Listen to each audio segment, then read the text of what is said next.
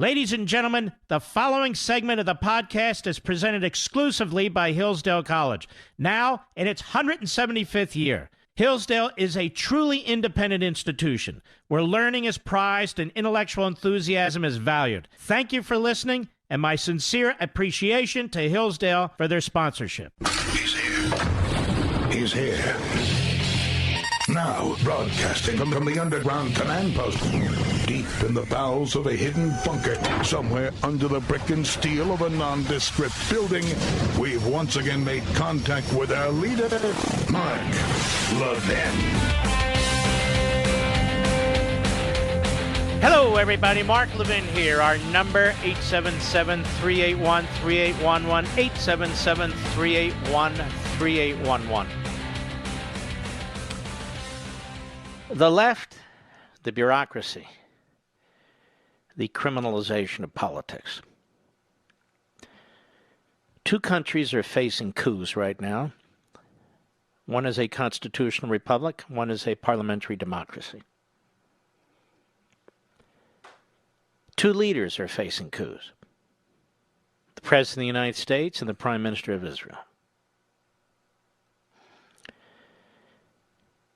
These nations are far apart in terms of geography. But the left, whether in the United States, whether in Israel, whether in Europe, is the same. Party first, power first. They will exploit liberty, exploit the rule of law to accomplish what they want. You see this happening in the United States.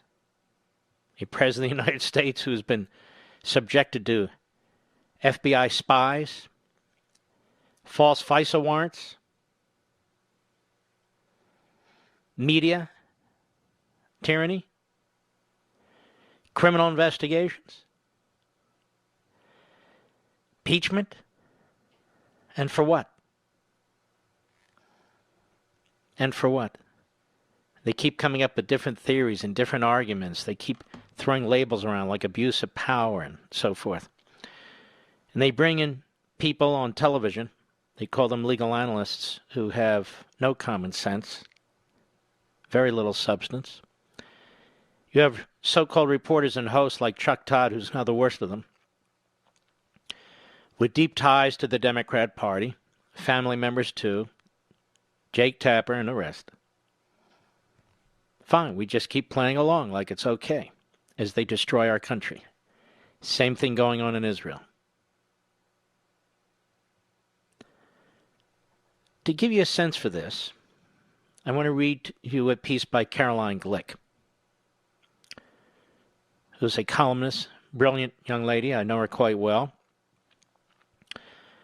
And you should read her. Peggy Noonan is sophomoric, preening, condescending, and in so many ways imbecilic. Her piece today was among her worst ever. So I don't read it anymore. It's stupid. Not so with Caroline Glick. Here's her piece. It's called The Reign of the Prosecutors. Tell me if this doesn't ring true here. In Israel Thursday morning, the politicians were the big story. Israel, Beitenu chairman Avigdor Lieberman, was the villain who had held the country hostage for nearly a year as he fed his narcissistic personality disorder. This is a guy who was in Likud, who had been close to Netanyahu. Some people say they have the goods on this guy, the prosecutors. But in any event, he created this party. There are 7 or 8 of them. 10 on the best day. These are former Likud or would-be Likud, and he's held their support. All they needed was 6 of them or so in 2 different elections, and Netanyahu would have been reelected prime minister. But he withheld them. He withheld them. She goes on. The left's latest flagship, the Blue and White Party, is all the once vibrant political camp can put together now that it lost its ideology. And this is a real chameleon party, and she's absolutely right. With its God of peace killed by suicide bombers and missiles, and its socialism status crushed under the weight of bankrupt government companies, all the left has left is blue and white. That's the name of the party. The party stands on two planks: destroying Prime Minister Benjamin Netanyahu and internalizing the regime of Israel's unelected bureaucrats. The party's figurehead, Benny Gantz, was tempted to join a unity government with Netanyahu that would guarantee he would serve as prime minister in a rotation agreement. But his comrades wouldn't let him. Joining a government with Netanyahu would be a betrayal of their very reasons for existing. So unhappy, he walked away. And then there was Netanyahu himself. Tuesday morning, his supporters shook their heads in frustration and his enemies clapped their hands in glee, the sight of Israel's greatest statesman, the leader the public wants to keep in office, unable to form a government. What she means by that is if they had a straight-up election and the person who got the most vote would be prime minister, in every poll it shows Netanyahu. But they had this screwy Italian-like system that the socialists set up when they founded the country. Now, the conversation about Israel's politicians lasted less than 24 hours. At 4 o'clock in the afternoon, Attorney General Avichai Mandelblatt's office announced that at 7:30 in the evening, he would announce his decision to indict Netanyahu. The underlying message was crystal clear. The day after Benny Gantz of Blue and White Party returned his mandate to form a government to President Reuven Rivlin, after he failed to get a sufficient number of coalition partners to build a government, Mandelblatt said that there's no point in talking about whether or not Israel is going to new elections in March. Voters don't decide anything. The lawyers do. Politicians are irrelevant. The only people who count in Israel today are the unelected attorneys who run the country. But then, we already knew that. And the fact that, as expected, Mandelblatt, he's the Attorney General, announced sternly that he is indicting Netanyahu on 3 charges of breach of trust, 1 charge of bribery, and at best, anticlimactic, the game was up, if it was ever in play in February. Last February, at the height of the first election campaign of the year, when Netanyahu and his right-wing coalition partners were leading in all polls by a wide margin, this Attorney General Mandelblatt took the unprecedented and legally dubious step of announcing his intention to indict Netanyahu of those charges, pending a pre-indictment hearing. The moment he made his announcement, the right began to slide in the polls. The leader had spoken, and we had no right to question him. Blue and White's scattershot campaign converged around Mandelblatt's recommendation. Now the left had a rallying cry and a reason to vote. Netanyahu's neck was on the chopping block. Ever since this Attorney General Mandelblatt gave his so-called recommendation, he and his comrades have been the only political actors with any power to speak of. Our actual elected leaders were rendered bit players in the lawyer's regime. Mandelblatt's announcement to Thursday just made it official. To the cheers of Israel's corrupt media, and I'll get to them in a minute. I just had some experience with their corrupt media. For the past 3 years, our legal overlords have gnawed away at all aspects of political power in Israel and in the press. Not that they cared. They corrupted Israel's legal system from top to bottom. From beginning to end, their criminal prosecution of Netanyahu has been a travesty of every norm in democratic societies governed by the rule of law. Carefully edited and wholly distorted recordings and transcripts of police interrogations of Netanyahu, his wife, son, and advisors were systematically leaked to the media. The fact that every such leak was a felony offense was of no matter. Netanyahu's attorneys submitted request after request for the Attorney General Mandelblatt to order an investigation of the criminal leaks. All were summarily and scornfully rejected. As the probes escalated, overseen by State Prosecutor Shai Nitzan, police investigators extorted Netanyahu's closest advisors to coerce them into becoming state witnesses against the most successful and admired prime minister Israel has ever had.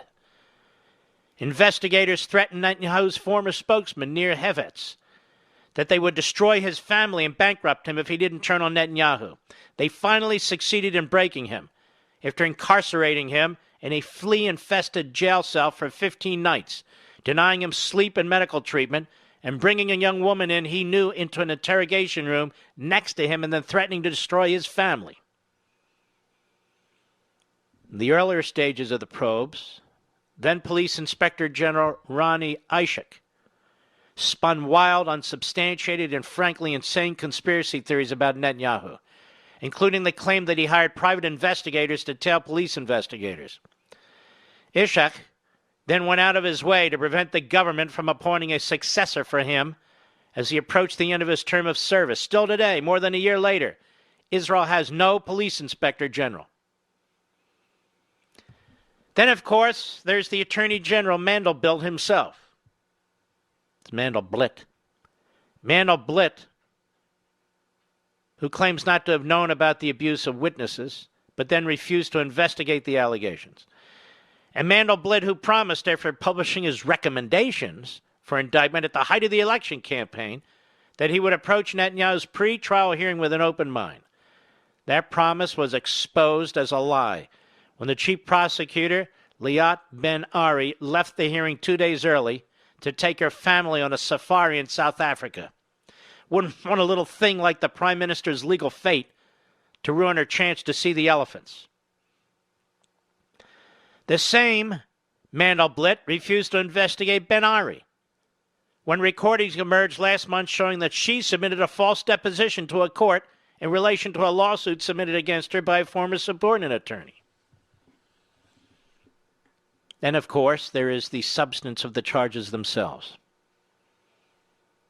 The charge that Netanyahu accepted a bribe is based on an invented notion that positive media coverage of a politician is bribery.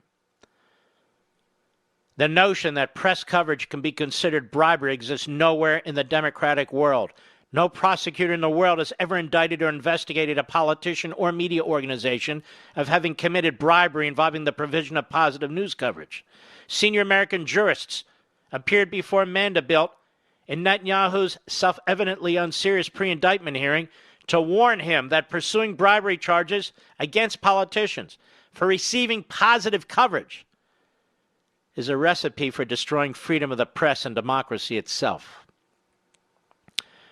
But then that's the entire point of going after Netanyahu, isn't it? With invented crimes. Now that Netanyahu's been charged for bribery, and incidentally, he never even received positive coverage for the media organ accused of providing it. Every politician that gets on the lawyer's bad side will be sweating bricks anytime a reporter writes something nice about him. After Mandelblit made his primetime announcement, Netanyahu pledged to fight for his freedom and for the restoration of Israeli democracy and the rule of law. In his speech Thursday night, he made an impassioned appeal to his decent political rivals to join him in this fight. If any politicians doubt that Netanyahu's struggle is their struggle, they should look no further than the prosecutor's announcement last week that it was opening a review ahead of a criminal probe of Gantz's role in the so-called Fifth Dimension affair. The Fifth Dimension was a startup Gantz headed. Its sale for $14 million allegedly violated standard procedures. Maybe Gantz did nothing wrong, but then again, Netanyahu is being indicted for crimes that don't actually exist. So it doesn't matter. The message is clear. Every politician is at the mercy of the prosecutors. Fall out of line and you'll become a criminal suspect before you can say prosecutorial abuse. It's certainly true that the left shares the prosecutor's hatred of Netanyahu. Blue and white exist to destroy him. But all the leftist politicians and Lieberman who are celebrating today need to understand that the Netanyahu they love to hate is their best friend and defender today. If Netanyahu is found guilty of crimes that were invented for the purpose of destroying him, then their goose will be cooked along with his. Politicians may make us happy or sad, frustrated or infuriated, but today, in post-democratic Israel, it hardly matters. Netanyahu called last night for an investigation of the investigators. Unless our elected officials join forces to heed his call, they, the voters who elected them, will never be relevant again.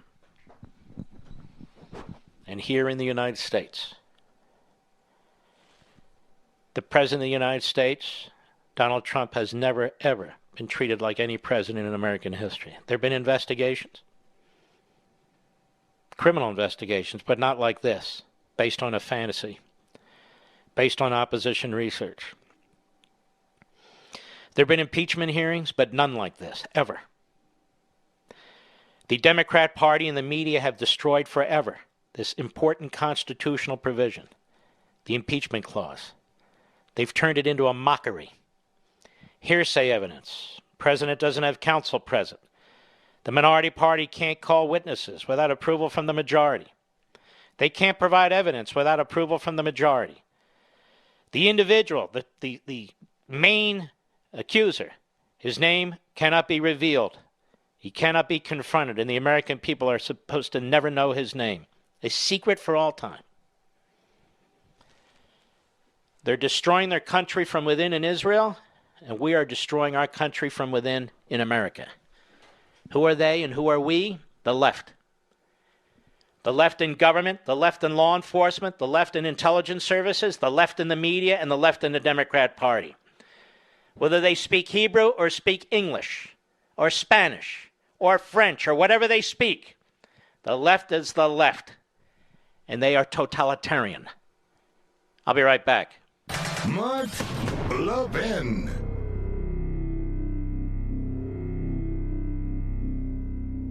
You hear me talk about Hillsdale College a lot, about its rigorous classical liberal arts curriculum, about its exceptionally bright and patriotic students. 175 years ago, Hillsdale College was founded with a mission defined by 4 enduring purposes: learning, character, faith, and freedom. While many institutions have lost their way, Hillsdale College maintains an unwavering commitment to learning, character, faith, and freedom. I've also talked about the great Dr. Larry Arnn, the president of Hillsdale College. He's one of the finest Americans I've ever known. And he explains that these 4 purposes, learning, character, faith, and freedom, remain inseparable in the activity of education at Hillsdale College. He says, learning is difficult and takes more than talent. It takes hard work, which requires character. Freedom is essential for learning, but it is fragile and constantly under threat, so its principles must be studied by all for the sake of its defense. At Hillsdale, faith and learning are integrated toward God because He is the first authority.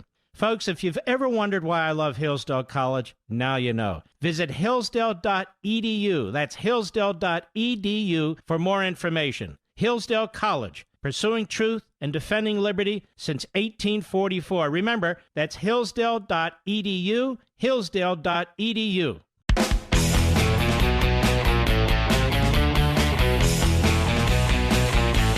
So there is a so-called report. These fraud journalists, they're actually worse in Israel, if you can imagine that.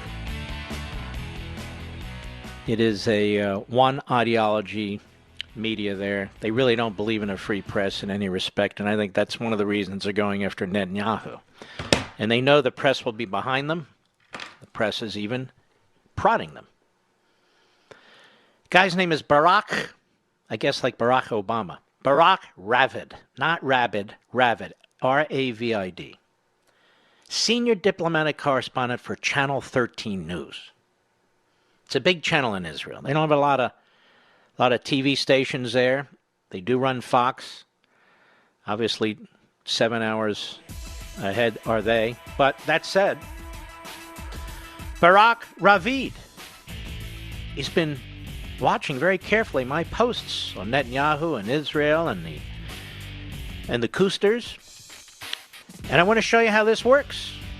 Of course, I kicked his ass, but I want to show you how this works, just as it does in the United States. I'll be right back.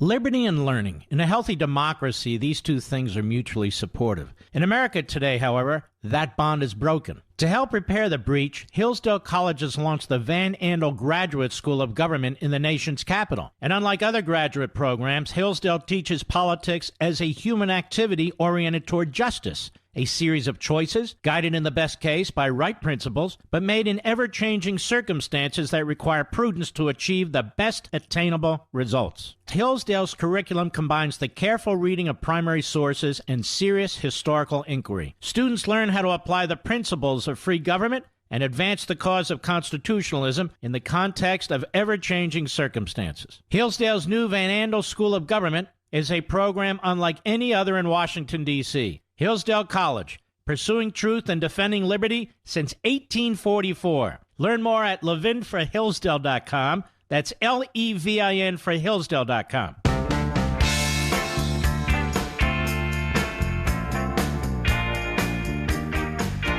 Do you ever talk back to your radio? Then you must be listening to Mark Levin. Pick up the phone and call 877-381-3811. See, one of the problems in a lot of these free countries today is we're being scammed by a phony media that is hardcore left, the vast majority. There's no diversity of thought. They do not seek objective truth, even imperfectly. They just don't seek it. And they believe all information should be laundered through their ideology. In Israel, the left is hardcore left. And what's amazing is under Netanyahu, they've had 10 years of relative peace and enormous prosperity. Their foreign policy has been more successful than any time in their history. You look at the relationship between the prime minister and our president and how much fruit that has borne for the Israeli people. But they're more than prepared to burn it all down. Certainly the media are, the left, the prosecutors who are government bureaucrats, the police who are government bureaucrats, not like our cops, totally different. So I had a number of posts for the last 24, 48 hours about how appalling all this is on my social sites. I tell you, you ought to check them out, because all kinds of people do, including Barak Ravid, the senior diplomatic correspondent for Channel 13 in Israel. Now listen to what he writes. This is a liberal. Mark Levin is pretty worked up about Netanyahu's indictments. 7 very angry tweets about it in the last 24 hours. He's obviously entitled to his opinion. But his rage is kind of strange, considering he doesn't live in Israel, doesn't vote in Israel, and doesn't pay taxes in Israel. Wow. What do you think of that, Mr. Producer? Kind of strange, don't you think? So I was busy today, and I answered a few hours later. Barak Ravid is a liberal Israeli journalist. Of course, Barak Ravid is unknown in America, but in Israel, he's thought by some to be a big gefilte fish. Apparently, he's an avid Levin follower. And Ravid is also a liberal Israeli journalist. Now, Barak, Israel is the ancestral home of all Jews. This guy lives in Israel. I suspect mostly in a tony part of Tel Aviv. But the guy lives in Israel. Does he even understand the ancient history that surrounds him? Of course not. Israel is the ancestral home of all Jews. Not just leftist Jews. Not just Israeli Jews. As a Jew who is an American, I care deeply about what occurs in and to Israel. And you folks know that. You listen. Indeed, I speak often about Israel on all my media platforms. Moreover, Israel and the United States are the strongest of allies. And while I don't pay taxes in Israel, some of my taxes go to Israel. While I don't vote in Israel, my vote in America impacts Israel. For example, Trump, an avid Israel supporter, as opposed to, say, Sanders, who's deeply hostile to Israel. Moreover, I dare say I know more about the law, including the law relating to these bogus charges against Netanyahu, than you. We've even talked about these charges. I've written about these charges. Apparently, I also know more about freedom of the press and free speech than you, Barak Ravid. Oh, and it's called passion, not rage, Barak. Now, how about you try a bit harder to practice objective journalism rather than worry yourself wondering why this Jew cares about what happens in Israel? Admittedly, I probably care more than many liberals who actually live in Israel. Yes, indeed. Now, what I could have also said, but I'll say it on the air. If this is the way he thinks about Jewish Americans, imagine what he thinks about evangelical Americans. Christianity was born where? In the Middle East. It's the second oldest of the religions. Bethlehem. Jerusalem. Are evangelicals allowed to have strong opinions, according to this liberal so-called journalist, about what goes on in Israel? Of course they are. And not just opinions, passionate opinions. Israel and Jerusalem are strongly tied to Christianity. And he wonders why, does Mr. Journalist. He wonders why we are passionate about this. Well, my friend, I wish you were as passionate about Israel as I am, as a Jewish American, a constitutional conservative.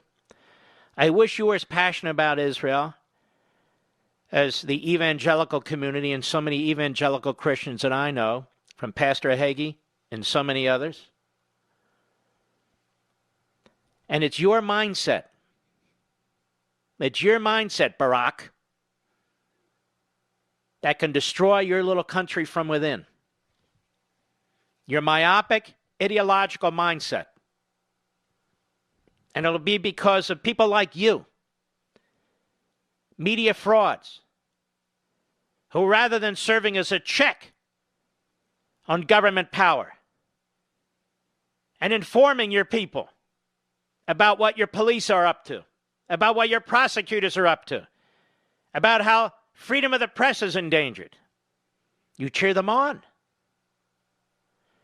You're in bed with them. Because for you, like with Marx and Engels and Mao, Lenin, Trotsky, and others, the ends justify the means.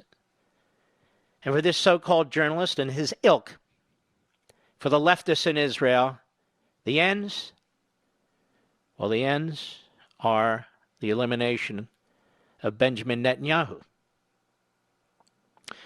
In fact, ladies and gentlemen, individuals of this ilk who are not in the media in Israel and in the United States form these self-hating left-wing organizations, think tanks, NGOs, and so forth. They'll have the name Jerusalem in there, or the name Judaism in there, or the name Israel in there. And these are hardcore left-wing self-haters who are about ideology. Ideology. They might be born Jews, just as Catholics may be born Catholics while they're talking about open-ended abortion and so forth. But they do not embrace the history, the tradition, or really the religion. And I don't mean there's one way to practice. I mean the fundamentals of the religion. There's a few of these clowns in my own family. And I really want to mention their names, but I don't want to be, got to go to Thanksgiving. Harry. Netanyahu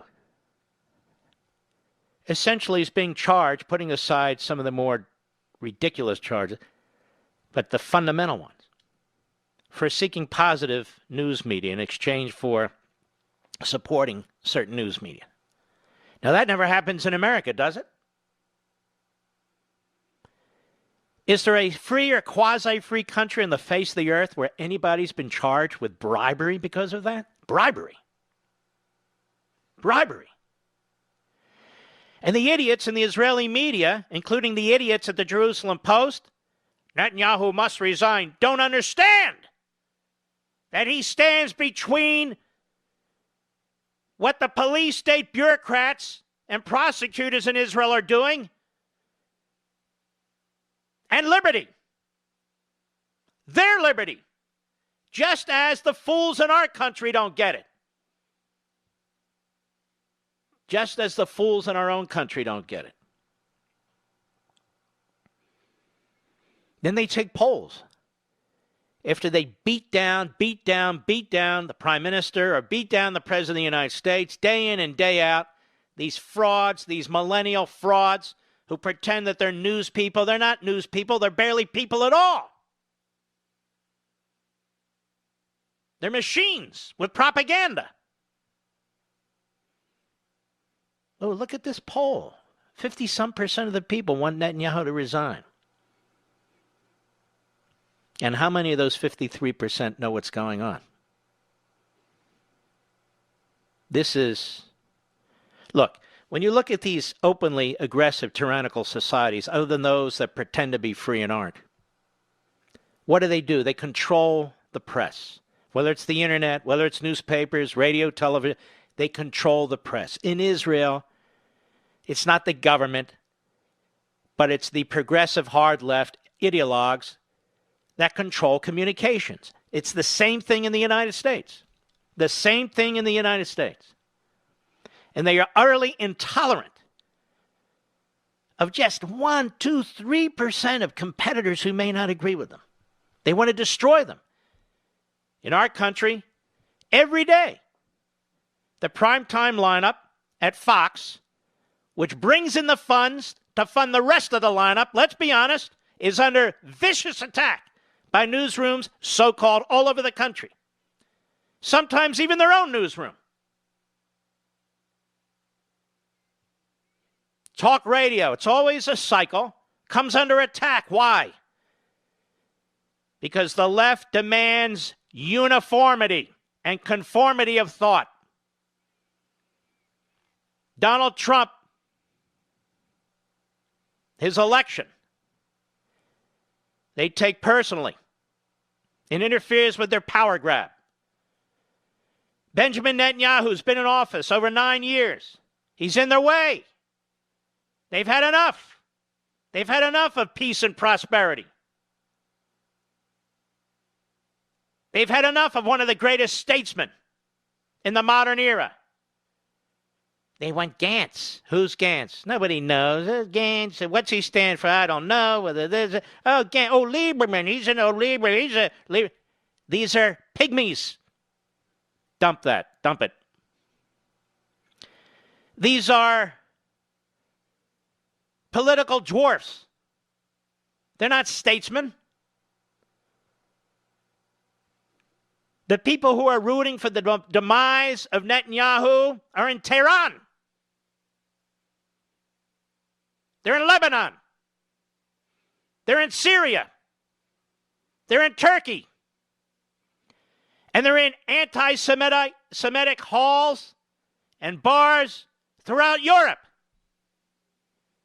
And on college campuses in the United States. And those who are rooting for the demise of Donald Trump sit in Beijing and Moscow, yes, Moscow, and Tehran,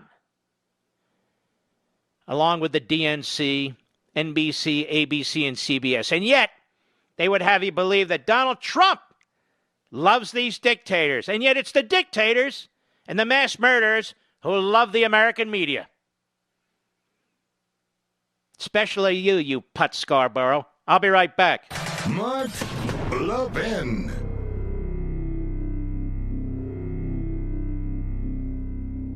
Since its founding in 1844, Hillsdale College has provided students with sound learning of the kind essential to preserving our civil and religious liberty. Now, I want to tell you about Imprimis, the free monthly speech digest of Hillsdale College. Imprimis is dedicated to educating citizens and promoting civil and religious liberty by covering important cultural, economic, political, and educational issues. First published in 1972, Imprimis is one of America's most widely read publications in support of liberty, with more subscribers, 3.9 million, than the Wall Street Journal and the New York Times. And recent Imprimis publications have addressed issues like free speech, the regulation of big tech, mental illness, and the American medical insurance system. And because America's founding principles are so important, Hillsdale offers Imprimis absolutely free of charge to anyone who requests it. That's right, you can subscribe to Imprimis for free. Here's what I want you to do. I want you to visit imprimis.hillsdale.edu for your free subscription. That's Imprimis, IMPRIMIS.hillsdale.edu. Welcome to Hillsdale.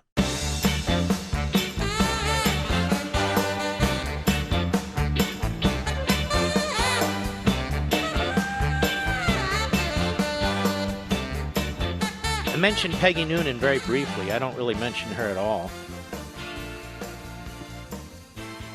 I rarely read her columns. They're very popular over at the Drudge Report. He links to them. And why? She say something profound? No. And so she's turned into Hillary Clinton. She might as well write a piece about the deplorables. She was a never-Trumper of sorts. And you can see them coming out of the woods now as they join with the hardcore left, with the Obama holdovers, with the bureaucrats, and with the foreign policy bureaucracy. They cannot tolerate a president of the United States that doesn't conform to their demands. And I was thinking about this today. Think about a lot of things every day. You know, the left never even conforms to the left's demands, because the left's demands can never be satisfied. It's a constant state of turmoil, a constant state of more government, more bureaucracy, more regulations, more taxes, more programs, less liberty, less capitalism, less family, less faith. You see, it's one thing in your own life to have endless desires and wants and to pursue them to the end. It's actually healthy in many respects. But it's another thing to use the coercive power of government to force the pursuit of your endless desires and wants. That's tyranny. Progressivism, socialism, call it what you will. The right word really is statism. It is an endless pursuit of impossibilities as it continuously chokes the golden goose, demanding that it lay more and more golden eggs. But the goose dies, and there's no more golden eggs. And so the pursuits die, and the whip comes out, and the point of the gun comes out. Because you see, the people are just not up to the task of the progressive demands. I'm going to pursue this a little more when we return. I'll be right back. From the Westwood One Podcast Network. He's here. He's here. Now, broadcasting from the underground command post, deep in the bowels of a hidden bunker, somewhere under the brick and steel of a nondescript building, we've once again made contact with our leader, Mark Levin.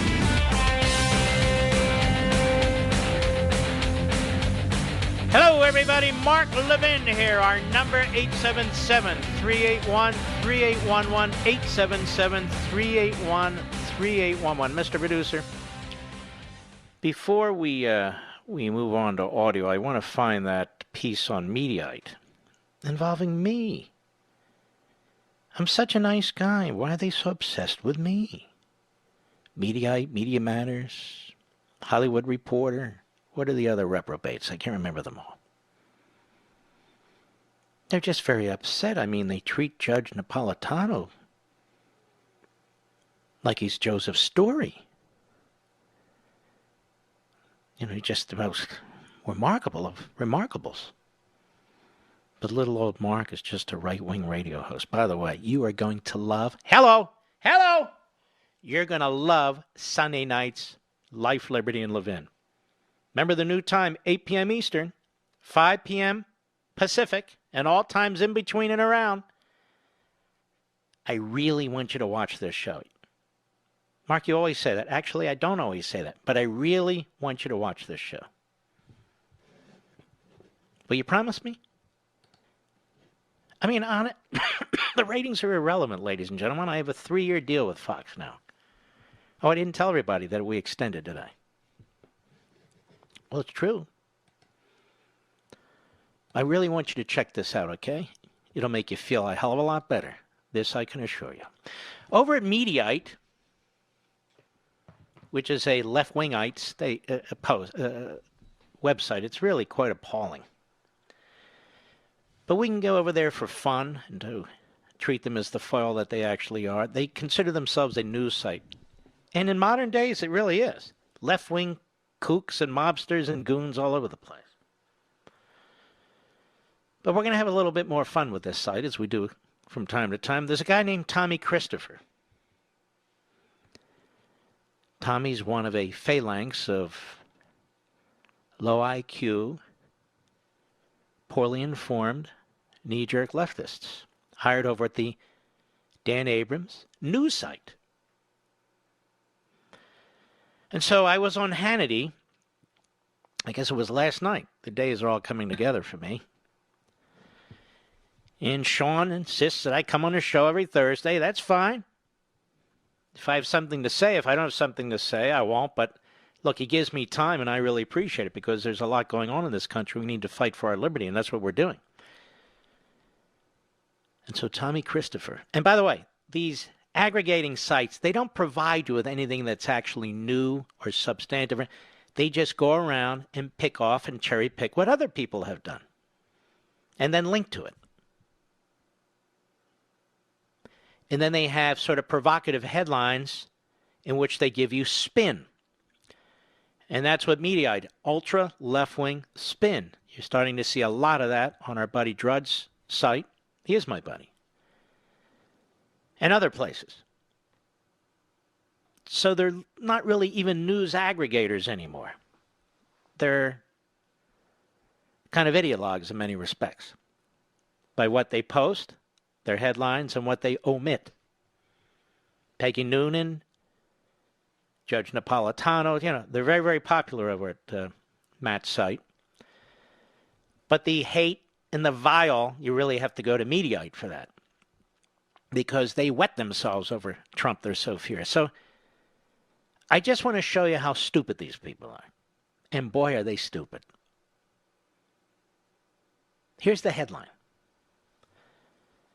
Mark Levin wants to retroactively impeach Barack Obama, which isn't a thing you can do. Fox News host Mark Levin vented his spleen about the impeachment of President Trump and said we need to, quote, retroactively impeach, unquote, President Barack Obama in order to impeach Trump as well. On Thursday night's edition of Hannity, Levin launched into a rant about the current impeachment inquiry, which just wrapped up a week of public hearings that featured extensive testimony on Trump's plot to extort political favors from Ukraine by withholding military aid. Is this guy a Russian bot or something? No, he's a punk. But let's go on. Along the way, Levin managed to rope in President Obama. Please, Obama is our God.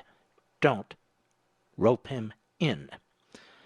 Our last popularly elected commander-in-chief. You see the punk doesn't even get the Constitution?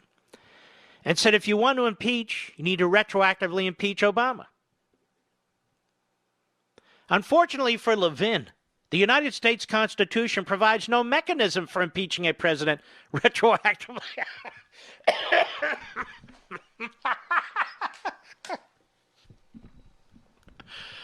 Bear with me. It's almost too stupid. The most relevant section of Levin's argument would be Article 2, Section 4, which states, the President, Vice President, and all civil officers of the United States shall be removed from office on impeachment for and conviction of treason, bribery, or other high crimes and misdemeanors. Now, Tommy Christopher is really quite an astute scholar and reader. He says the clause clearly states that removal from office shall occur following impeachment and conviction. President Obama won re-election in 2012, earning more votes than his opponent in the process, and was constitutionally ineligible to run for a third term. Once Obama completed his second term in office, ladies and gentlemen, he writes, in January 2017, it was one of the few who attended Trump's inauguration. He was no longer in office. Hence, Obama would not be removed from office at any point subsequent to that. So you can see the sleazy, cheap shots against Trump. And the guy is a complete ignoramus. And he's one of their senior writers. Tommy Christopher. Do they get dumber than this guy? I fear that they do. I fear that they do get dumber than this guy.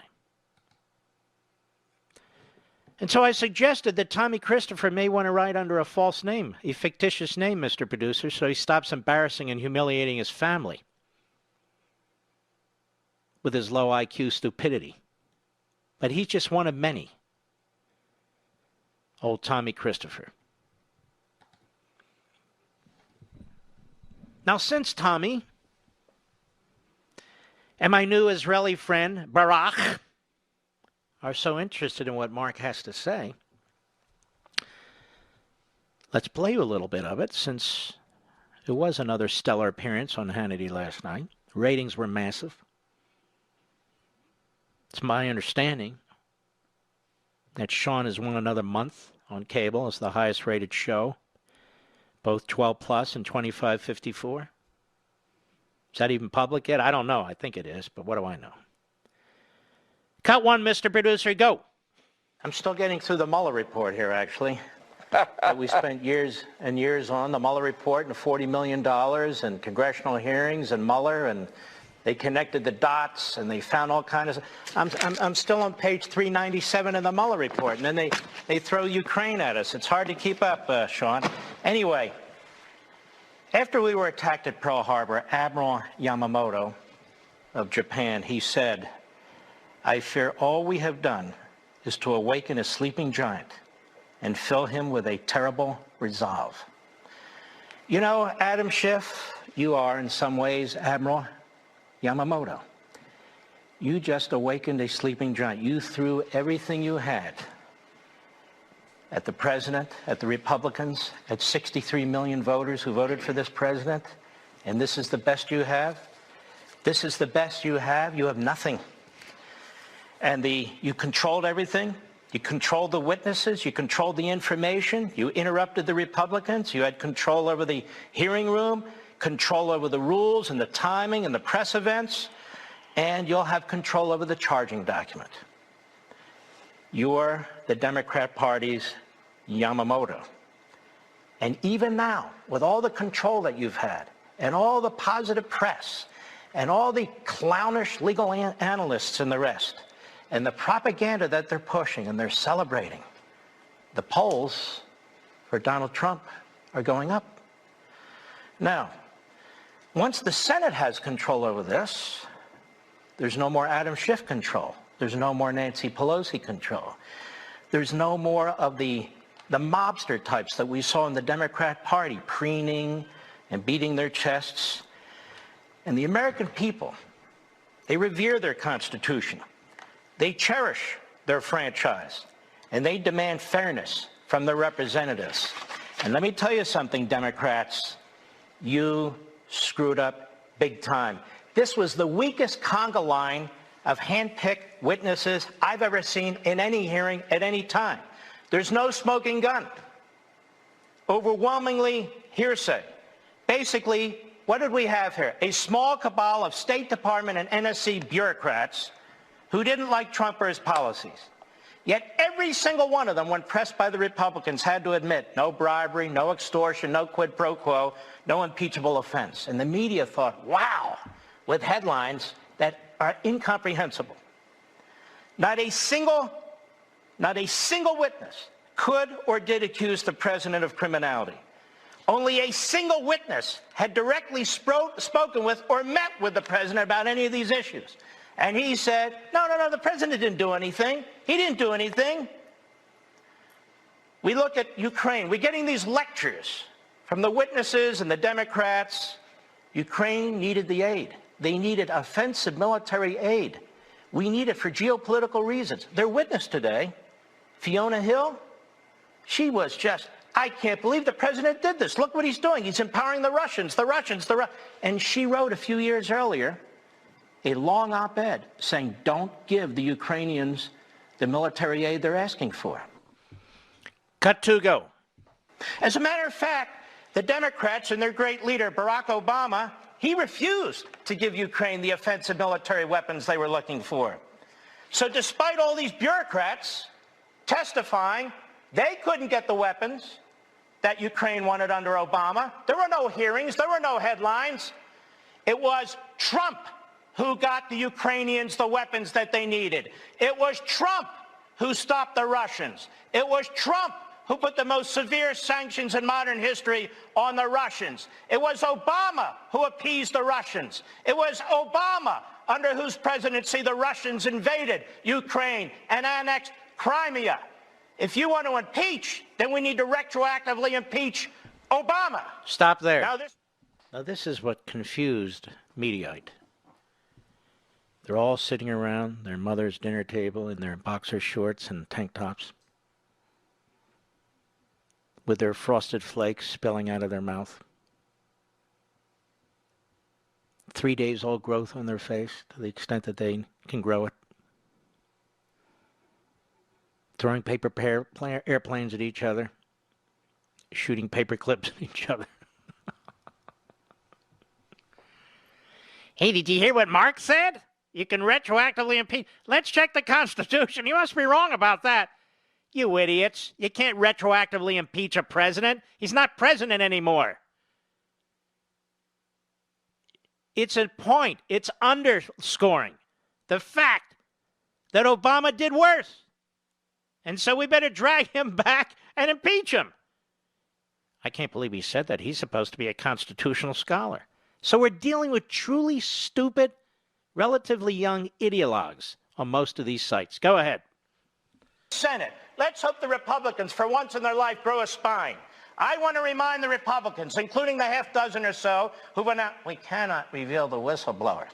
Read your damn law. You wrote it. Read your law. The so-called whistleblower is not a whistleblower under your law. The so-called whistleblower's complaint right here is not covered by the statute that you wrote. The phone call between President Trump and President Zelensky is not covered by the statute you wrote. President Trump is not covered by the statute you wrote. And the so-called whistleblower is not anonymous under the statute, is he? So the president's lawyers will finally get a shot at the whistleblower who never wrote this complaint. And they will get to ask him. They will get to say, I know his name, I'm not allowed to say. I know all about him, I'm not allowed to say. But it's time that sham comes to an end. A president gets to confront the person who's challenging him. Now, here's some of the questions for Mr. Whistleblower. Who was involved in writing the complaint? Who advised him to use the whistleblower statute to create this false protection? Did he speak to Adam Schiff or Nancy Pelosi or any Democrat members of Congress directly or through surrogates? What did he discuss with Schiff's staffers who formerly were the NSC? Did he speak to, we want to know yes or no, Lieutenant Colonel, or Mr., may I say, Vindman, or not? We want to know all about this whistleblower because the whistleblower wants to bring down the President of the United States. Moreover, we want Hunter Biden. We want Hunter Biden not because of anything in our imagination or right-wing conspiracy theories, because you folks at Politico and the New York Times and other places, you've told us about Hunter Biden. You've told us about the Bidens. Don't we have a right as the American people to know if the individual who may be nominated as the Democrat nominee for President of the United States is a crook? Is that the only family in American history who's not to be investigated? I don't think so. And one other thing. This is the so-called whistleblower's complaint. This has been Adam Schiff's playbook from day one. Adam, did you write this? All right. I wonder what Peggy Noonan thinks about this, Mr. Producer. the president's supporters don't have any defense anymore. Or the legal analysts on TV. I can see at least 3 out of 4. 3 out of 4 areas where you can charge the president and impeach him. Yes. The idiocy that surrounds us is just infinite. I'll be right back. Mark Levin.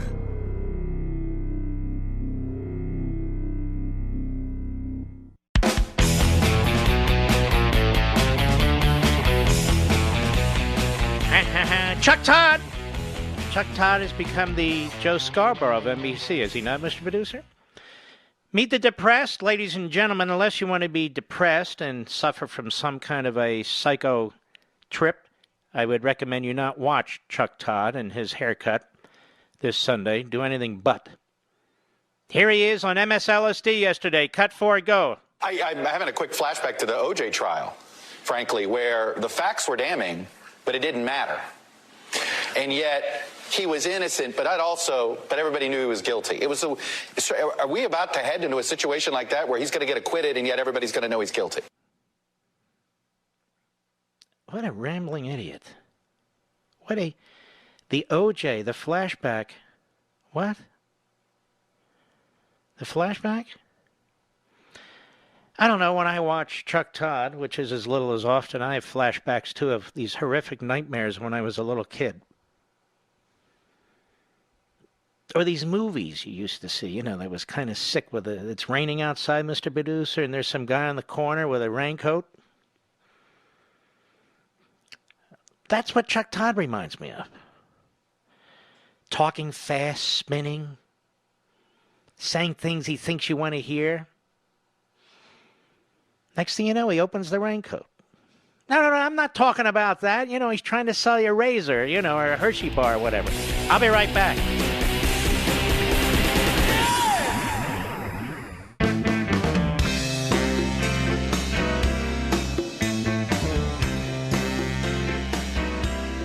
Mark Levin, America's Tyranny Hunter.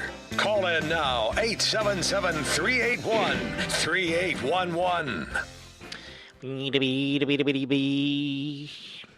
It's Friday, ladies and gentlemen. You know what that means? It means 2 days from now is Sunday, right, Mr. Producer? And what is Sunday, everybody? 8 p.m. Eastern Time. I am telling you, we're going to have the biggest kick-ass Life, Liberty, and Levin at 8 p.m. Eastern Time on Sunday. I really strongly encourage you to watch it. You should be contacting your email list, family members, friends, go door to door with your neighbors. I'm kidding, but I think it's the finest show I've ever done. And it's just me, by the way. It's just me. And Peggy Noonan, you may want to watch. Who else? Let's see, what else do we have roaming around out there? Let me sit at my desk and write a piece that will be profoundly important to my summertime friends in the Hamptons and all my friends at CBS News where I used to work. And let me write it so I can distance myself from this uncouth president, who I never liked anyway. And now that the left is trying to destroy our country, let me throw in with them and show them how much bigger I am. And maybe I'll get invited on Meet the Depressed with Chuck Todd, who has fantasies about, well, O.J. Simpson, apparently. All this reminds him of O.J. Simpson. In other words, you, the American people. We all know that O.J. Simpson was guilty, yet in the jury, they found him not guilty. And this reminds me of the Trump impeachment period here. Yes, it does. And I'm Chuck Todd, and I'm proud of myself. Chuck Todd is a dyed-in-the-wool liberal Democrat. His wife is a dyed-in-the-wool liberal Democrat. And he's a disgrace.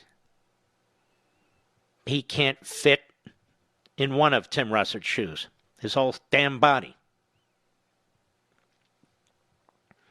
And I have nothing against hair cuttery, but brother, you need to step it up with that hair. I'm not kidding. He's trying to cover that bald spot, Mr. Producer, you know. Hey, bald is beautiful. Sean Connery, Mark Levin. So they comb it from the back front to the front, and then they cut it across. Like nobody notices. Everybody's staring at his head while he's talking.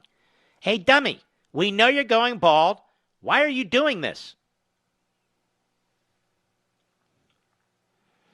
Yes. The great Chuck Todd, he earned it. He fought every step of the way to become not just the host of Meet the Depressed, but he is the senior muckety-muck on political reporting for NBC News. Did you ever believe they would have to sink this low? And then they got Stephanopoulos there over at ABC. You know what I think's going on, Mr. Producer? I think the short people are taking over. I think they really are. These little Napoleons running around. It's like this guy Stephanopoulos. He's a clown. Before he goes into the journalism. I never knew he was in journalism. Before, he's attacking women viciously. Attacking them. Defending Clinton. Attacking women. One after another after another. Then ABC has an idea. Hey, let's make him a host of Good Morning America. Hey, that's a good idea. And all of a sudden, he's just another liberal. We forget about his past. You got Jake Tapper. Jake Tapper is probably the best puppet that Jeff Motherzucker has over there at CNN. Jake Tapper is Jeff Motherzucker. He has sold out whatever journalistic credentials he had. At one point, he was trying very hard, and people kind of liked it, including me. But, you know, his bread is buttered, and it's buttered by Jeff Motherzucker. So he's back to form, having been the spokes idiot for Marjorie Margolis-Mezvinsky, 3M, one-term left-wing kook congresswoman from Montgomery County, Pennsylvania, my old area, my old home area. And he was the spokesman for handgun controlling. But now, he's a journalist. And a fantastic journalist at that. Then you have Wolf Blitzed. Or Wolf Blitzer. Nobody knows where this guy came from. What did he do before? I don't know. He just showed up one day. He showed up one day. He's delivering coffee, donuts. You know, he's wearing a white uniform and one of those hats so that they don't get the hair in the food. And, you know, CNN, we were just starting out. We basically weren't in any households. We had about three airports. And this guy comes roaming in. Innocent enough. I said to him, what's your name? He says, Ernie Grabotsky. Oh, you're Ernie Grabotsky. Finally, we met Ernie Grabotsky. We got to change your name if you're going to be on CNN. What should we change it to? How about Wolf Blitzer? Hey, that is a ring to it. Wolf Blitzer. Let's give him the prime time spot. So he went from delivering coffee and donuts to being the main anchor on CNN. His name was Ernie Grabotsky, and now it's Wolf Blitzer. Then we move to The View. The View. Barbara Walters decides she wants an opinion show. All women. That's not sexist, but all women. They have all women there. Well, one of them is kind of a woman, but all women there. And that's what they do. And what do? They scream at each other. It's the kind of stereotype you really don't want them. They're yelling at each other. They're screaming. They're throwing pens and pencils. They're pulling each other's hair. Isn't that kind of stereotypical in a negative way? And then if you dare question them, that's the problem. That's how you view women. That's how you treat women. Let me tell you something. It's the dumbest show on the air. The dumbest show on the air. They don't do things intelligently. It's not an intelligent show. But it's a woman's perspective. There is no woman's perspective. We are individuals. And how can you say that anyway when people are transitioning and they're adding genitalia, they're subtracting genitalia, they have no genitalia, they're defined by what they do with their genitalia or don't do with their genitalia. So how can you say it's a woman's perspective? What does that even mean anymore, Mr. Producer? What is a woman's perspective if genitalia is up for grabs? If you get my drift. And what about people who are transitioning? Shouldn't they have a show with 5 people who are transitioning? From a transitioning person's perspective. What do you think of that, Mr. B? I think that's a damn good idea. I'd watch that. Wouldn't you? You could watch that. Call that The View 2 or something. In fact, they should change the name of The View to The Yentas. And then have the transitioning show called The View. Where we have 5 what do we call it? Transitioners? Whatever. 5 sitting there. One person, a female, becoming a male becoming a female. Maybe you just guess. Whatever. It doesn't matter. That could be very entertaining, I think. In fact, Joy Behar. Which panel would she be on? I don't know. Joy. You have to admit you're a disgrace. Joy is much like Joe Scarborough. Stay with me. Both failed at radio. Both failed at radio. Now that you mention it, Mark, they both kind of look alike, don't they? I think Scarborough is what Joy Behar would look like if she were a male. What do you think of that, Mr. Producer? And I think Joy Behar is Scarborough, what he would look like if he were female. What do you think of that? Think about that, folks. I think I'm pretty close. Cut 5, go. Why is it that support for impeachment is going down for Americans? I don't know. Yes, why? Why can that possibly be? I mean, I support this and the American people don't. How can that be? Go ahead. Ratings, I can't even say it makes me nauseous, are going up. Joy, you always look nauseous.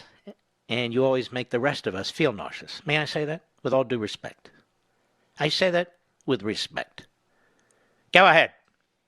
What is it that they like about him? Is it the fact that there are still, 4,000 kids still at the border in custody, or that he trashes veterans, or that he makes deals with Russians? No, that's not it. That's not it. It's that he's an anti-Semite towards Jews in Israel. That could be it. Maybe. No, that wouldn't be it. That would be Obama, I think. Or maybe it could be that he rounded up Japanese Americans and Americans and put them in... No, that would be FDR, your other hero. No, that's not Trump. Trump didn't do that. Or maybe it could be that he rounded up 1 million illegal aliens and forced them out of the country and sick. No, that would be Eisenhower. Maybe it could be that he sicked the IRS on his political. No, that would be Kennedy and Johnson. Maybe it could be that they treated the Oval Office like a flop house. No, Kennedy and Johnson again. Throwing a little bit of FDR there. Maybe they threw their political opponents and their media opponents in prison. No. That would be Woodrow Wilson. And a little bit of FDR.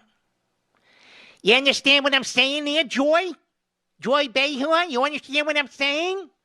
You understand why you failed in radio? You understand why you have a negative IQ? You understand what... Never mind. I'll be right back. Mark Levin.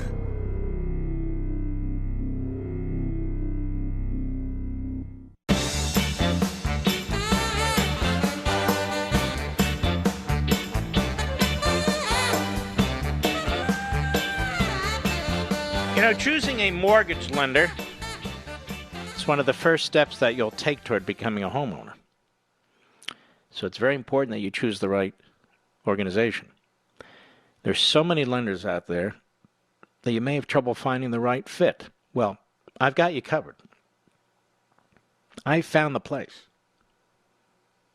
It's American financing. They're wonderful. It's all I hear about them is how wonderful they are. Now, they're a family-owned business. They employ salary-based mortgage consultants. There's never any charges up front, no upfront fees. And the reason it's important that they're salary-based is so you don't have a commission based on how many loans you get or how big the loans are, what type of loans they are. These are salaried people. And they are specifically trained to accommodate you, your personal needs. And they try and tailor financing in a way that truly benefits you. There's no pressure, and they can get you pre-qualified in as little as 10 minutes. Prefer to complete your application online? Well, they've got a digital mortgage option too. And best of all, they're open nights and weekends to meet your schedule. Nights and weekends. That means they're open now, tomorrow, and the next day. But why wait? You know, interest rates are at historic lows. They're not going to stay there. That's why the lows are historic, because they're going to go up and they'll cease to be historic. So their consultants are available to you right now. Not many lenders do that. And they want to be as convenient for you as possible. Make the 10-minute call now. You'll be glad you did. Learn about their custom loan programs and down payment assistance options, and you'll be glad you did. Here's their number, 888-900-1828. That's 888, very simple, 900-1828. Now, if you prefer to go online, go to AmericanFinancing.net. American Financing, NMLS 182334, www.nmlsconsumeraccess.org. All right. Cindy, San Francisco, California, the great KSFO. Go! Hey, Mark, you are in quite the holiday mood today. Oh, thank you. And I don't even drink. Well, I didn't think you did. But anyway, No. Look, whatever you got to do, stay strong because we all depend on you so much. Aren't you sweet? Are you going to watch my Sunday show this Sunday? Yeah, I wouldn't miss it. I tune in every time. Well, actually, I record it. But this is a big look, one. Watch or record. This is a big one. I'm quite serious. But when it's done, everyone's going to say, I'm glad you pushed this. Okay, and I've got my husband on it, too. So that's good. Thank you. Now, look, what I wanted to tell you is this journalist in Israel, he is really a fool. I am not Jewish. I don't need to be Jewish. I don't need to live in Israel, and I don't need to pay taxes in Israel to know that democracy is being undermined and Netanyahu's civil liberties are being violated. What kind of a fool is he? I can look at Hong Kong. I can look in my own neighborhood, thank you very much, and realize that we are undermining our democratic system. Beautifully put. Beautifully put. And what kind of an idiot journalist does he even understand that these charges brought by the Attorney General's office are an attack on freedom of the press? Isn't he a press man? It's incomprehensible. I can't even, you just can't even comment on it. What can you say except what you've said? Wow. And thank you. You know, you need to feel complimented that you are literally in the global eye now. And you just have to take more like the global target. But you know what? I don't care. I do my thing and I live my life. Yeah. Look, and I also have to say, love your bumper music, and I love Ray Charles every Friday night. Tune in, get tears in my eyes. So you hang tough and have a great holiday. Thank you. Well, let me ask you a question. Do you walk on the streets in San Francisco where they're having a fecal matter problem? You know, I try my best not to do that. And I actually... This was the most beautiful city in America, I must say. It was. I grew up there. I understand. I've seen it just be trashed. They literally spend money now on people that literally go around and monitor the poop. This is where they spend their money, Mark. I'm not kidding. Well, then they need to go to Nancy Pelosi's office. Cindy, God bless you, my friend. Beautiful call. I really appreciate it. Lee, Indianapolis, Indiana, the great WFDM. Go. Denali, good evening. Good evening, sir. Okay, I was going back to your opening on the show, and I've got to believe that within the administrative bureaucracy, both in Israel, where Bibi is, and here in the United States, that there have got to be some actual patriots, some conservatives, some, as you call them, Paul and Paulette Revere's. But they're surrounded by people. Yeah, they're limited in number. Exactly, and there's probably a few in newsrooms, but they can't speak up. Exactly, and this kind of gets right to my two questions that I have for you. Now, it's almost like... Hold on, is this multiple choice or true or false? No. Yes. No, it will not be multiple choice. It's open-ended, free-form response. All right, go right ahead. Okay. But I would imagine that the conservatives probably get the view of, okay, well, Trump's here now. He's got maybe another year. Even if he wins re-election, he's got another 5 years. But eventually, he's going to be out. And if you stand up and support him, if you out our game, if you out the swamp, that's okay. We're going to be here. That's a good point, because they're there forever. Exactly. What's your next point? Well, the question is, number one, what would you tell the people who are in these positions who would love to help but are afraid of retribution? And number two, what systemic solutions are available to break up? I don't have an answer to a systemic solution other than slashing the size of the federal government and slashing spending on the bureaucracy. That's the only way you can do it. And as for the people who are in the bureaucracy that want to speak out, you have civil service and union protection too. But you're not fighting in Afghanistan, so speak out. From the Westwood One Podcast Network. He's here. Now, broadcasting from the underground command post, deep in the bowels of a hidden bunker, somewhere under the brick and steel of a nondescript building, we've once again made contact with our leader, Mark Levin.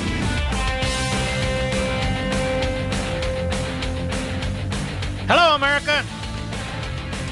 I be Mark Levin. Who you be? Welcome back. I'm trying to pull... I'm going to burn this place down. Can't get this technology to work. You ought to see the headlines. My God, Trump defenders severely tested by public hearings. What will they do now? Kraft blasts Trump's divisive rhetoric in released audio. I don't think he should be blasting anybody right now, do you? No, I don't think so. There's some good football games this Sunday. The only one I'm not going to watch, Mr. Producer, is the one that's Sunday Night Football. You understand my point? Because my show is on. You can tune it in after my show. Why would you tune it in during my show? That doesn't make any sense. Big show. Let's see here. Did I pull up the wrong one? What is today? Today's Friday. Why does today feel like Saturday? Why am I rambling? All right. CNN and MSNBC hyping bombshell. We had bombshells all during the impeachment hearings. And what were the smoking guns? I don't know. Yovanovitch and the Taylor and this guy Kemp. So persuasive. You know what? They're already forgotten. They're already forgotten. Here's your media. Cut 3, go. The case for impeachment has never been stronger. The evidence never so riveting after yesterday's explosive testimony. Kicking off what promises to be another explosive week in the impeachment inquiry. We're bracing for potentially an explosive opening statement. Those are some of the fireworks from today's explosive testimony. Another explosive day of testimony. Why are they talking in those terms, Mr. Producer? I remember when I used to talk about targets and triggered, they accused me of inciting terrorism. You remember that? Now we have explosive and explosive and explosive. The only thing exploding is in their pants. Go ahead. Potentially explosive week of testimony. The most explosive thing. This is a slow motion explosion. Major breaking news right now. The explosive, truly explosive opening remarks. I can't emphasize how explosive this is. How explosive. Very explosive. And I think it will be explosive. Wow. The first day of public testimony in the impeachment inquiry, opening with a bombshell. We got the bombshell. Yesterday was a bombshell. This has to be one of those bombshell days. A bombshell. It was bombshell testimony. Bombshells. Stop a sec. Why does Joe Scarborough always sound stupid? What is it with that voice and that accent? Where does that accent come from, Mr. Producer? It's slow. Go ahead. Bombshell after bombshell. Stunning testimony. The stunning conversation he heard. It was stunning. It was historic. Fiona Hill, I mean, that was, I know we keep saying bombshell. But it is Fiona Hill who is the bomb. She's going to drop a bombshell. Fiona Hill, she's a bomb. And a bombshell, a double whammy bombshell, atomic bombshell, nuclear bombshell, bombshells everywhere.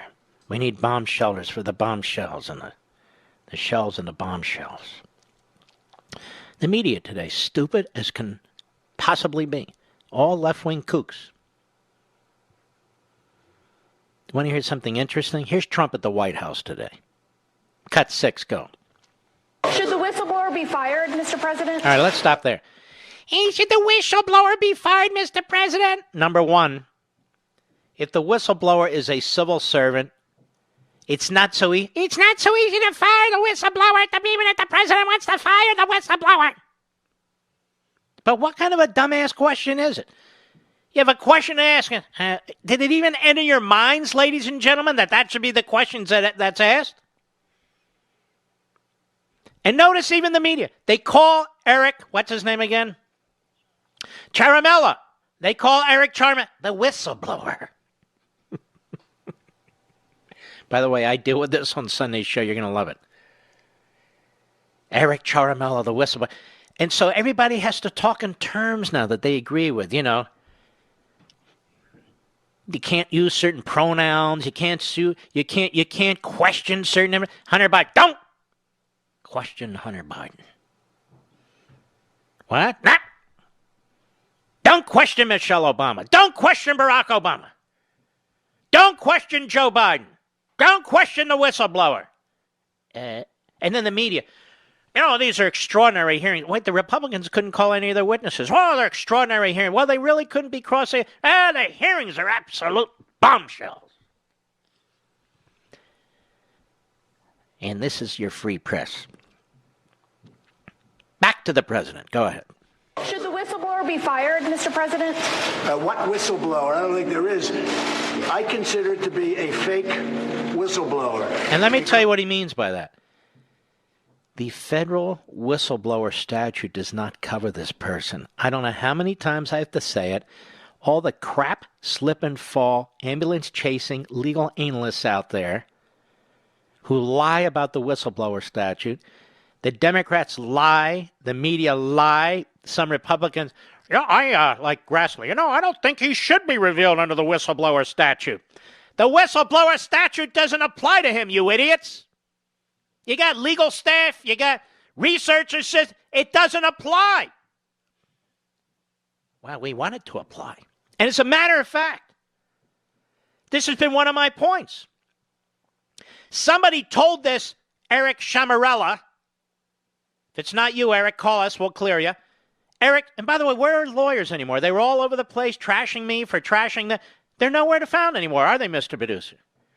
Are they in a bunker in Wyoming? Where are they? Mark Zaid, you've been all over the place. Where is it? All of a sudden, crickets. Crickets. But in any event, the whistleblower statute that Congress passed, they don't even know what's in it or they're lying to you. The whistleblower is not a whistleblower under federal law. He doesn't even get a whistle to blow. The discussion on the phone between the presidents is not covered by the whistleblower law. Senator Grassley, I'm trying to help you. I'm speaking quite slowly. In fact, the whistleblower doesn't get anonymity under the whistleblower law. Say it ain't so. It is so. The Inspector General for the intelligence community has to keep his name secret, except under two exceptions. The President of the United States is not the Inspector General of the intelligence community. The media aren't. Congress isn't. Of course you can reveal his name. No, he can't. He's getting threats. I thought nobody knew who he was. How can he, or is it she, be getting threats? How do you threaten somebody if you don't know who they are? Well, he is. Oh.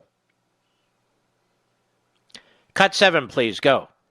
The bottom line is all of those witnesses, they're all shifty shifts. Don't forget, there was no due process. You can't have lawyers. We couldn't have any witnesses. Right. We want to call the whistleblower. But you know who I want as the first witness? Because, frankly, I want a trial. I could have it. You want a trial? Whatever I want. Oh, I would. Look, number one, they should never, ever impeach. This is not impeach. I watched 5 people on your network yesterday say there's nothing here. Andy McCarthy, how about Ken, special prosecutor, special counsel? Ken Starr, he was fantastic. He said there's nothing here. So, ready? Number one, there should never be an impeachment. This is not an impeachment. That phone call was totally appropriate. And he's right. But it reminds Chuck Todd of the O.J. Simpson trial, a multiple murderer. This is what Chuck Todd is reminded of. Isn't that something? Old Chuckles. Let's see. Let's go to cut 8. Go. Mr. President, was there quid pro quo, extortion, bribery? No, not at all. And let me tell you, I don't agree. There was. And it was on Schiff's part. Schiff's part. They have so abused these terms and so broadened these terms. I think Adam Schiff is a perpetrator of a quid pro quo, extortion, and bribery. Well, do you have any first-hand evidence of that? No, I don't. Do you have any witnesses that have first-hand evidence? No, I don't. Well, then how can you say it? Well, that's what they're doing to the president, right? They don't either. So I'm just saying it. Go ahead. So sick. This guy is so. I've been going through it for 2.5 years about Russia. I've been tougher on Russia than any president in history. But for 2.5 years, I've had to listen. This was their talking point, Trump and Russia. And if you take a look at it, just look at the facts. Even look at what I've done for Ukraine by giving them tank busters, by giving them stuff. And Obama would send pillows and sheets. He wouldn't send anything else. It's the whole thing. Wait a minute. Obama sent pillows and sheets? Well, now, this is interesting, Mr. Producer. Did he send him my pillows? What kind of pillows did Barack Milhouse Benito send the Ukrainians? What kind of pillows? And sheets? Boll and Branch sheets? What kind of sheets did he send? This we need to know. Go ahead. He makes it all up. He's sick. There's something wrong with him. So he made up my phone call. He made it up. He made up a phone call. And then when I released it, everybody was embarrassed. And crazy Nancy Pelosi, who, by the way, is going to go down as the worst speaker in the history of the House of Representatives, she hasn't done anything. I do think, though, she will be considered very, very accomplished speaker, as having the most facelifts of any speaker in American history. How else do you explain those eyeballs popping out of her head? Seriously. Nobody blinks like she does. She blinks like an owl, which means almost never. And I say this always with the greatest of respect. The greatest of respect. But her eyes are popping out of her head. And you know who else? Adam Schiff's eyes are popping out of his. Have you noticed this? We got eye poppers here. I don't know what's going on there. Is there something in the water? His eyes are popping out of his head. Her eyes are popping out. Maybe they have the same plastic surgeons. Go ahead. She said she's like paralyzed. She cannot do anything. Yes, but look what she's done for her city, having served there 412 years. Human fecal matter. I mean, who doesn't want that? Used needles, homeless people everywhere. That's our Nancy. And she wants to do for the nation what she's done in San Francisco. And then we have Adam Schiff. The streets of Los Angeles. Fecal matter, 10 cities, 70,000 homeless people, give or take. That's almost a congressional district, 1/10. Should be his district. Illegal aliens. Spectacular. They got rats everywhere. Rats! Quality of life is just fantastic. So many areas of the city. In fact, as I understand it, their government building there is infested with rats. I don't mean human rats. I mean the other rats. Oh, yeah. Go ahead. Let's move on to cut 9. Go. And this goes to your argument that somebody at the FBI was out to get you, right? Well, it certainly does. And they were spying on my campaign, and it went right up to the top, and everybody knows it, and now we're going to find out. You have Bull Durham, who's supposed to be the toughest. I've never met him, never spoke to him, but he's supposed to be the smartest and the best, and he works for Bill Barr, who's a great attorney general. We would have maybe have ended this thing a lot sooner had he been there originally. But you have some people that are great people now and patriotic people. They love our country. This was spying on my campaign, something that has never been done in the history of our country. This was an overthrow attempt at the presidency. They tried to overthrow the presidency. This is a disgrace. But I'm not surprised to see it. It's just starting to come up. I think this is nothing compared to what you'll see over the next couple of weeks. We'll be right back. Mark Levin.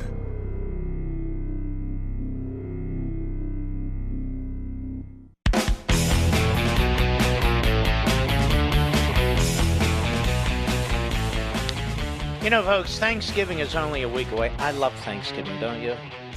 Particularly with my family. My family loves to cook. They love to bake. And I love to eat. So now and then I'll walk into the kitchen, check them out, what's going on, and then I quickly leave. They don't even notice I'm there. I can watch football, I can read, I can take a nap, and they don't have any problem with it. It's wonderful. But here's the thing I've always wondered about Thanksgiving. It takes days to prepare that meal. It takes me about 27 minutes to finish it, Mr. Producer. Anyway, that's just me. Thanksgiving's only a week away, ladies and gentlemen. Still enough time to get rid of the turkey neck, your turkey neck, and sagging jawline and get compliments around the dinner table. Now, if you haven't tried Genucel's breakthrough jawline treatment with MDL technology, then pick up the phone or go to Genucel.com right now. Order today. Chamonix will include their classic Genucel eye, bags, and puffiness absolutely free. And you'll also receive their immediate effects for results, and you can see it in 12 hours, those results. And for Thanksgiving, Genucel offers Get Even Better. You also get the top-selling Genucel Eyelid Lift for sagging, droopy eyelids absolutely free. You'll give thanks this holiday for 10 years off your appearance, and everyone will see the difference guaranteed or 100% of your money back. That's Chamonix Promise.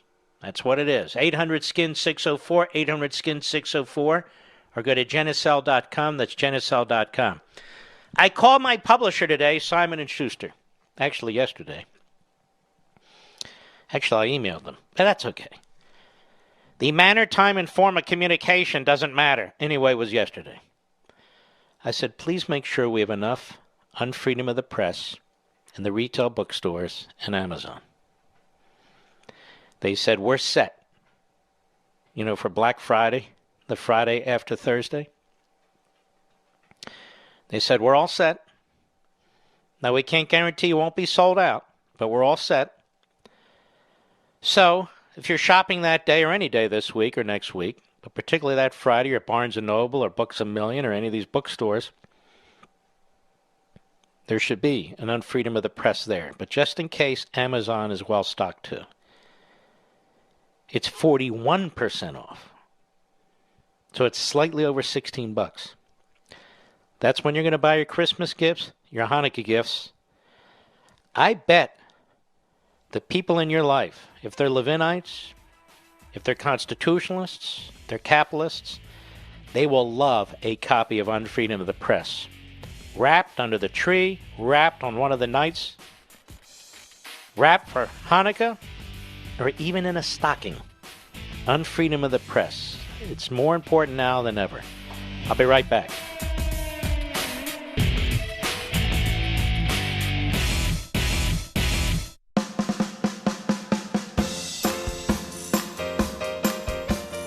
Mark Levin, the great one. The great one, Mark Levin. Dial in now, 877-381-3811. You know, I don't like doing this, but I have to. Because you, my audience, you come first. You come first. And it takes a lot of effort and a lot of teamwork, and I stress teamwork, to put a program like this on the air.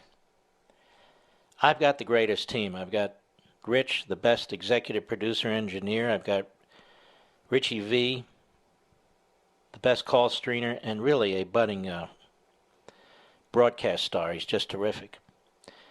And my wonderful affiliate relations fella, Darian, who's been with me since the beginning. And a lot of wonderful executives at Westwood One, others who've been enormously helpful to me throughout my career, but it also takes responsible program directors all over the country with foresight to run this program and to run it the right way and to run the radio station the right way. Now, this is the third largest radio show in America because of you. And it runs at an odd time during the day. 6 p.m. Eastern, and then all over the country, you can figure out the time clock. And the really good and smart program directors try to run a live or as close to live as they can and never preempt it. Never preempt it. And sometimes you'll have universities and others who will pay like $5,000 or $7,000 a show or $10,000 a show to try and get them to preempt my show or other shows and run them. Which, in my view, shows no respect for the audience whatsoever. And, of course, what's happening is, I'm just telling you the truth. This isn't a secret. This is happening in front of your eyes and nose. Is when that happens, they lose audience, and they lose it for good because people go to podcasts or satellite or streaming online. They've figured out they can be their own program directors. Over the years, we've had some issues with this, and we've pretty much ironed them out. That particularly the larger stations that are part of the company that I'm with understand that this is one of the most important shows in the company, and it's the largest conservative talk show that Cumulus Westwood One has. And so I want to strongly encourage the people in the Chicago area, when this show is preempted by Illinois basketball, to just swing over to the podcast. Chicago's been a tough market for us over the years. We've never been aired live. We're pushed later and later into the day, and then we're preempted. And I'm not telling anything out of school. The people in Chicago are well aware of this. The people in Chicago are well aware of this. Our podcast numbers are going through the roof. In fact, they increased by almost 1 million month to month last month, didn't they, Mr. Producer? It was a massive jump. A massive jump. I love the city of Chicago. It's an ethnic city. In many ways, it's similar to Philadelphia. I know they're not exactly the same, but that's not my point. I grew up in an ethnic city, Philadelphia. I was launched in an ethnic city, New York City. But it's extremely difficult when local decisions are made that sabotage the program and, in my view, do not serve the audience. So I'm going to tell you about the podcast information, again, particularly in the Chicago area. You can go to marklevinshow.com. That's my homepage, marklevinshow.com. It's right there. It's easy. It's 3 clicks. You're going to be able to do this. Then you click on the audio rewind that's at the middle of the top of the homepage, right at the top in the middle. So that's your second click. That'll take you to the podcast page. Then you have a third click, a decision to make. Do you want to use what's called Stitcher or the Apple Podcast or the Google Podcast? You have a number of choices. Just pick one that you think you'll be comfortable with. And now you've downloaded it. It's that simple.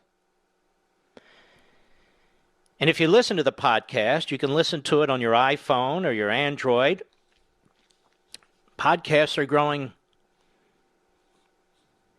extremely big and popular. They are. Because for a lot of people, they're convenient. Now, still, radio is crucially important. You get in the car, you turn on the radio. And you have a radio next to your bed, that sort of. I still do that. But my kids don't. They use the podcast. So I'm telling all of you, if we are ever preempted by Illinois basketball or some other absurdity, just go to the podcast. MarkLevinShow.com, click on the audio rewind in the middle of the top of the homepage. That'll take you to the podcast page. Then you pick the podcast platform that you want. It's that simple. Now, tens of millions of people are doing this, so you can do it too. Always have this in your back pocket. That is, go ahead and download it just in case. You might say, well, I'm fine with my station. I want you to be fine with your station. We have over 300 stations, and they are run by smart people, people with foresight, people who want to get ratings, people who want to do things the old-fashioned way. That is content, respect for your audience, and so forth. Virtually every one of our affiliates, that's what they do. From the West Coast to the East Coast, to the bottom of Texas, to the tip of Alaska, and all the way out to Hawaii. We have the best stations, the best affiliates, but every now and then, it's an imperfect world. Every now and then, there's a bonehead. And there's nothing I apparently can do about it. But technology saves the day. Technology saves the day. So please, just go ahead and download it, and you'll have it. Give it a try. If you're still confused about it, I'm sure you have somebody in your household who can help you with this, but it really is simple if you just are motivated even for 3 minutes to do it. Go to MarkLevinShow.com. That's my main webpage. That's the mothership. MarkLevinShow.com. Click on Audio Rewind. It's the middle of the top of the homepage. Can't be more simple. You'll see it right there. Click it. Hit it. That'll take you to the podcast page. And then your third click will be the podcast that you want to use. The podcast that you now want to use. I want to tell you about our buddies at Turning Point USA. Thank goodness for Turning Point USA. I want to talk to you about this organization. It's doing crucially important work on college campuses across this country. Now, we had Charlie Kirk on here the other night. This guy is really, he's not a rising star, he is a star. And in only 7 years, Charlie and his team at Turning Point USA have created a conservative grassroots force, organizing and training students at nearly 1,500 colleges and over 250,000 students. Now, part of that work includes getting students out to vote in this election and beyond. Now, folks, I love Turning Point because they're making a real difference. And with your support, they'll train up our own army of conservatives to take the fight to campus radicals everywhere. Everywhere. They're playing offense, not defense, and it's working. That's why I'm urging you to support Turning Point. They're winning. But they need your support to ensure conservative values are represented on every college campus in America. And when you do support them, your support is matched thanks to the generosity of several donors. It's matched, but only through middle December. So please consider supporting Turning Point, which is working tirelessly on college campuses to preserve the belief in limited government, academic freedom, freedom of speech, free markets, to the next generation of conservatives. Please go to markforturningpoint.com, markforturningpoint.com right now, and give your support. It'll be doubled now through mid-December. That's markforturningpoint.com. All right, Mr. Producer, let's have a caller, please. Go right ahead. Who else? WBAP, Texas. Robert, how are you, sir? I'm great, Mark. Good to hear from you. I finally got through. I'm honored to be a part of your show, man. I love you. Thank you, buddy. Appreciate it. Absolutely. I just, the longer and longer this goes on, it drives me nuts. I'm a 20-year Army retired vet, 9 combat tours. Wow. Thank you, sir. Quid pro quo is the functionality of all negotiation. All of it. Everything we do, I talk to my customers every day. They ask me, hey, can you drop the price for this? I'll give you that. I talk to my vendors who supply me. Hey, if you give me this, I buy this product, do this price break. It's quick, this for that, tit for tat. What I don't understand, all these congressmen and women, senators, every deal they negotiate, they do the same thing every day. And they do. I mean, they take donations, and when the legislation comes out, I mean, remember all the insider trading that Nancy Pelosi was involved in that 60 Minutes exposed? Absolutely, absolutely. And now all of a sudden, because we have an outside president who's doing everything right for our country to bring it what it once greatly was, and it can't be bought. All right, my friend. Thank you. I appreciate it very much. There's a newsman out there who is saying that, the Senate trial, they might call not only Biden, not only Schiff, but they might actually call Trump. I just wish these people who spoke knew what the hell they're talking about. Has any president ever appeared in an impeachment hearing involving a trial involving that president? No. Now, why is that? Why is that? It's called separation of powers. Presidents cannot be compelled to appear before Congress, a committee of Congress, an impeachment hearing, or anything of the sort. It's called separation of powers. So any newsman who says that, again, you need to write them off as just pontificating without knowledge. Unfortunately, there's a hell of a lot of that. Now, socialism by another name is socialism. And like Bernie Sanders calling his massive health care plan Medicare for all when it's not Medicare at all, it destroys Medicare and it destroys all private health care. And here's Senator Chuck Grassley trying to do the same by calling his socialist price controls by another name. Last week I told you how the Grassley-Wyden drug pricing bill ran into opposition among free market Senate Republicans. Free market Republicans are objecting to the socialist price controls in the bill called inflationary caps that would allow the government to set your prices on drugs. But instead of removing price controls from the bill, Chuck Grassley wants to instead file an update to the bill, simply changing the name from inflationary caps to subsidy caps. Wow, clever, Chuck. But giving price controls a new name does not change the fact that the Grassley-Wyden bill still threatens access to the prescription drugs seniors count on. And it will destroy the investments needed to fund the research for the next generation of drug treatments. Senator Grassley can put new lipstick on an old pig, but it's still a socialist. Get the facts. Go to truehealthcarefacts.com, truehealthcarefacts.com, truehealthcarefacts.com. We'll be right back. Mark Levin.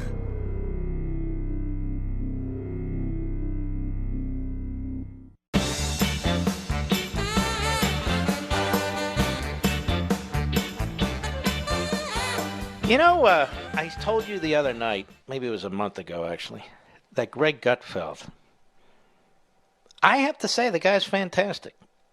My opinion of him has completely changed. He's funny, sharp, and solid. It's not because we always have to agree, but he really is. And on Saturday night, I try to get his show too. I do. And one other, who is not the friendliest to, and I never met her, I don't think, is Dana Perino. She's, in my view, more and more solid. And I don't just mean conservative, I mean in her analysis. I've been watching during this impeachment stuff. As the hearings go on, you get the hysterical newsmen, the hysterical legal analysts, and so forth. These people are steady. They're thinking it through, and they're calm, and they're saying, I don't know that I would go there yet. Let's hear the other, or whatever it is. I mean, that's very cool. Now, they're the other loafers, of course, but I'm not talking about them, am I? Mark, you're not allowed to. Well, that's part of the issue, isn't it? But they have been impressive to me, Mr. Producer, haven't they to you? Really have. Rich says, yeah, I didn't hear a damn thing of it. Yeah, whatever, let's go. It's almost over. I want to get a steak sandwich.